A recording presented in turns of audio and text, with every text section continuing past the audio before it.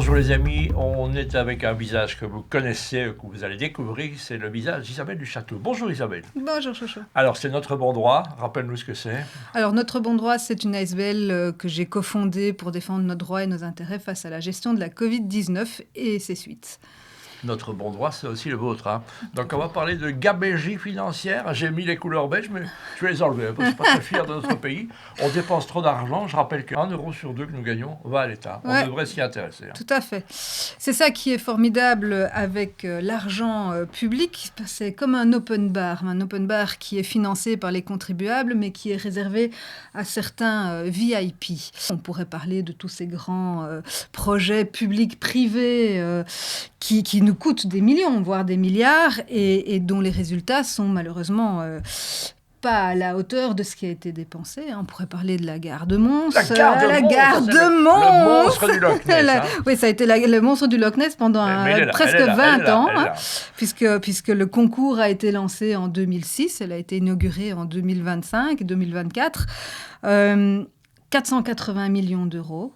Un dépassement budgétaire de 144%, ça n'est pas rien. Non. Tout ça pour finalement un rapport qualité-prix qui n'est pas extraordinaire, puisque pour ce prix-là, ni architectes ni ingénieurs n'ont pensé à Newton, puisque quand vous êtes cycliste et que vous allez prendre votre vélo en train pour vous rendre à votre point d'arrivée en vélo, vous devez porter le vélo dans les escaliers, parce que personne n'a pensé à une rampe.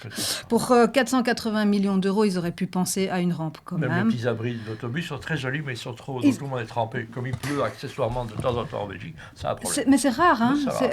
Probablement, c'est un architecte espagnol, il n'a pas l'habitude de la pluie belge, ça doit être ça.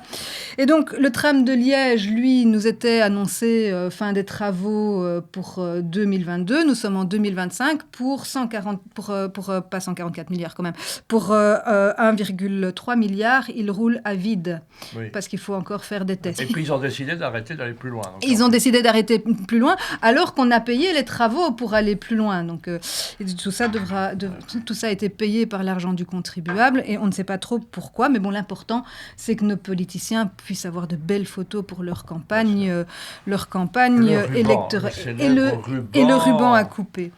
Donc, en Belgique, l'impunité est devenue la norme. Ici, en novembre, le SPF Boza donnait à nos députés un rapport qui montrait que chaque année, 66 milliards sont distribués en subsides et en subventions. Ce sont à des institutions, c'est à des intercommunales, mais aussi des ASBL, voire des personnes physiques. Et sur ces 66 milliards qui sont distribués, 49,5 milliards sont donnés sans qu'on sache à qui, sans qu'on sache pourquoi, sans qu'on sache ce qui est fait avec cet argent. C'est Alexandre De Croo qui a demandé une enquête en plus. C'est ça qui...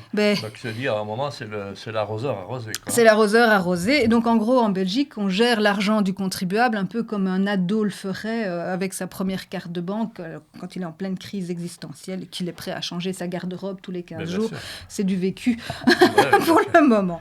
Et donc les responsables politiques se renvoient la balle à chaque fois. Ils sont responsables de rien. Ils organisent leur propre irresponsabilité. C'est pas eux, c'est le régional. C'est pas eux, c'est le fédéral. C'est pas eux, c'est l'Europe. Il y a encore la province. Les provinces, c'est les contextes internationaux, c'est la météo. Bref, c'est jamais eux. Par contre, les entreprises privées qui bénéficient de ces contrats juteux, eux, voient leurs profits gonfler d'année en année, et nous, pauvres contribuables, on continue à payer... à cracher au bassinet, sans trop bien savoir à quoi sert notre argent. Et donc, les services publics aussi s'effritent de plus en plus. On est dans nos administrations à l'heure de la tablette, mais c'est encore la tablette en argile. Ouais. Parce que la digitalisation, on a essayé avec la justice. Ça nous a coûté 600 millions depuis 2021 pour s'apercevoir en 2024 que les systèmes n'étaient pas compatibles entre eux et donc que ça ne marche pas bien. Pourtant, ça démarrait bien. Un truc qui s'effrite en Belgique, ça va bien. Oui, mais bon, pour 600 millions, franchement, elle pourrait être un peu meilleure. C'est cher la frite, c'est cher la frite. Et donc, la responsabilité politique, c'est vraiment ce qui nous manque. Ils ne sont jamais responsables de rien. Ils se renvoient la balle systématiquement. Et ça m'a fait penser à une blague de Desproges qui disait « L'ennemi est vraiment bête, L'ennemi pense que c'est nous l'ennemi alors que c'est lui. Oui, et nos responsables politiques, à force de n'être responsables de rien, s'imaginent que c'est nous les coupables de cette gabegie. Ils arrivent à nous culpabiliser. Ils arrivent à nous culpabiliser. Nous sommes coupables de vivre trop longtemps et de coûter trop cher aux pensions. Nous sommes coupables d'être paresseux, d'être trop souvent au chômage. Nous sommes coupables d'être malades. En gros, nous sommes coupables d'être pauvres. Et donc, malheureusement, ils ont joué au Monopoly avec l'argent du contribuable, mais ils ont transformé ce jeu en roulette russe qui s'est retourné contre nous. On fait la guerre avec de l'argent qu'on n'a pas. Hein. Tout à fait. Donc on peut en passer des heures à montrer ce qui ne va pas en Belgique au niveau financier. Mais qu'est-ce qu'il faut dire aux politiciens?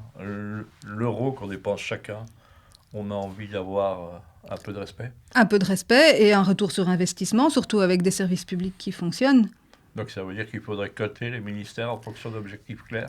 Il faudrait surtout qu'il y ait un contrôle enfin de ministériat. C'est absolument pas normal, par exemple, un ministre comme Van den Broek qui puisse rempiler à la santé alors qu'il a eu ce ministère pendant 4 ans sans qu'il ait à rendre de compte sur ce qu'il a fait pendant 4 ans. Je rappelle que les institutions sont obligées de tenir une comptabilité de tout, mais les ministères, rien. Rien du tout, voilà. et dans la plus grande opacité. Voilà, on va garder le moral, vive la Belgique. Oui, vive la Belgique. Vive la Belgique, mais ne dépensez pas tout notre argent comme ça, c'est pas raisonnable et c'est pas gentil. Allez, on fait un effort.